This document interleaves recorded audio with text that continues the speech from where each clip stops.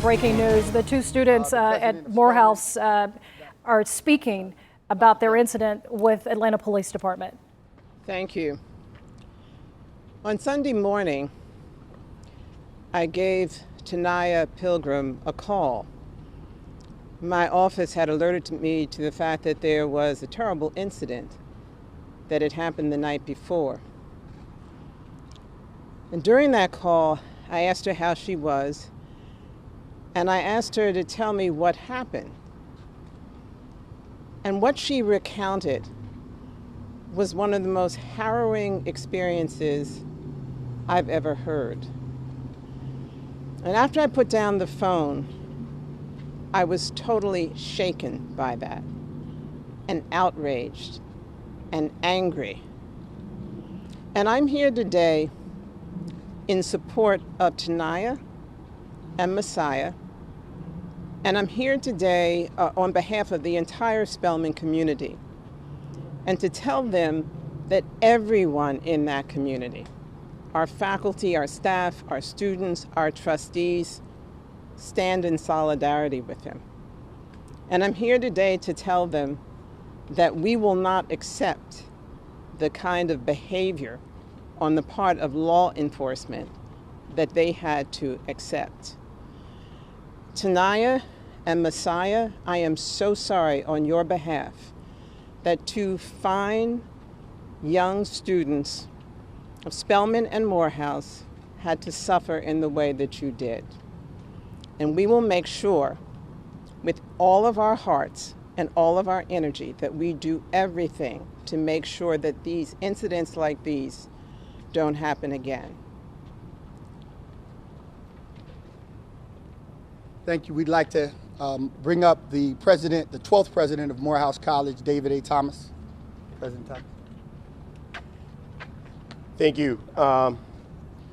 It is sad that I have to welcome you to Morehouse's campus under these conditions and for these circumstances. I am here to voice my support for Messiah and Tanaya, but also I'm here not just because I'm president of Morehouse College, but because I'm also a father of two young black men close in age to Messiah. And I know every time they walked out of the door, when they lived with me, I felt the terror that something could happen to them as a result of the institutionalized and unconscious biases that still exist in our society, and that Morehouse College has been at the forefront of fighting for 153 years. I wrote to my students that this moment, not just what happened to Messiah and Tanaya, calls forth the reality that the world continues to need institutions like Morehouse and Spelman. And what we say at Morehouse is that Morehouse has been a candle in the dark for 153 years. And that darkness is the darkness of the biases that exist in our society and the inequalities. So this is a moment that I hope calls forth my students to become even more vigilant and committed to making a better world. And yesterday they led a march from not too far from here to Centennial Park. I support that as well. So with that, I'll just leave it to And I'm honored to, again, be a partner of the Davis Bozeman Law Firm, but we have colleagues who do great work in the civil rights realm. And one of them, a good friend of ours for many years, is Brother Chris Stewart. So we're, again, as a firm, we're looking forward to our firms combining our collective power to fight for justice along with these families and these communities. So I would like to turn it over to Brother L. Chris Stewart.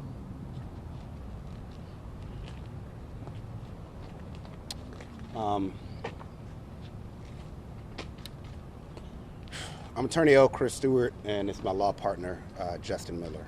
And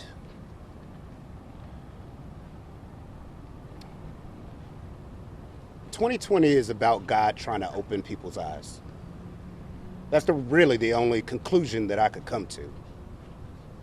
Because so many eyes have been closed for so long when it comes to civil rights and African Americans, that he is giving us so much turmoil and pain so that all of you finally open your eyes. White, old, young, rich, poor, whatever it is, eyes are being opened, even though it is with the destruction and pain of not just adults, not just families like George Floyd, who we fly out tomorrow to fight for that family, but for children.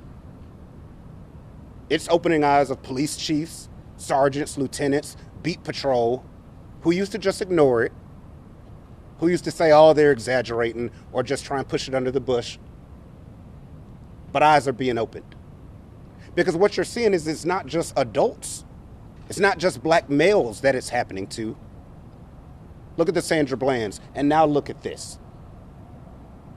And it's children. Children. Children that were treated as if they had just robbed a bank or shot up a church. And I use shot up a church because when we were in Charleston fighting for Walter Scott, that happened. And do you know how he was apprehended? With fast food and a smile. And politely put in handcuffs. And I remember sitting in my hotel room looking at the TV, stunned. But look at the reaction that happened for these children. So it's time for everybody to stop denying it happens. It's time for politicians to stop ignoring these ridiculous laws that protect excessive force. It's time for these departments that have policies that have so many loopholes that when Maryland are trying to hold someone accountable, there literally will be missing sentences from the policies and procedures purposely, so that if there's an extra elbow or a kick or whatever it may be, we can't get it. There's rules and regulations that they don't have to give statements like a regular criminal. They can wait with a cooling off period while they get their stories together, while they meet with the union, and then give a unified statement. You don't have to give the body cams to all of you. Y'all have to fight and subpoena them. That's for a reason. That's so that this can continue to happen. And it's just time for people's eyes to open. So we proudly represent this young lady and her family. And we're not going to stop till we get justice. I mean, we're proud of what the chief did and the mayor did, but that's not enough. Firing right now, charging, that's still not enough. Even charging them, there has to be policing change. Why is that so hard? How many more examples do y'all need? What chief doesn't want to change a system that you clearly see is broken? And if a politician doesn't want to, then fine. It is just time to start voting people out of office. African Americans don't typically turn out in the mass that they could. Well, now you've awoken them. You want to see what a vote can do now? Stand up against trying to change. And we won't hear from you next election. I think Chris said it all. The time for incidents like this is over. I mean, America is showing you that. The time is over. The change is coming, and it's here, and we're not going to stop fighting.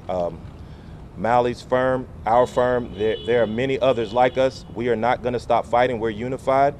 We're together. Everything is different. It's a new day.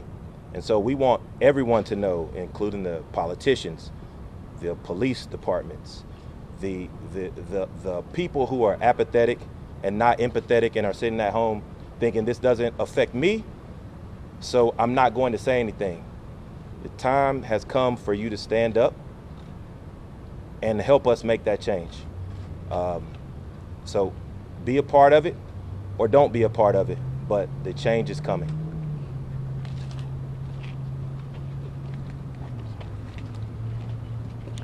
What do I talk about?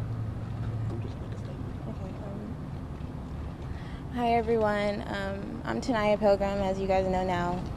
I just want to say thank you guys for all the support you guys have given me, a Messiah.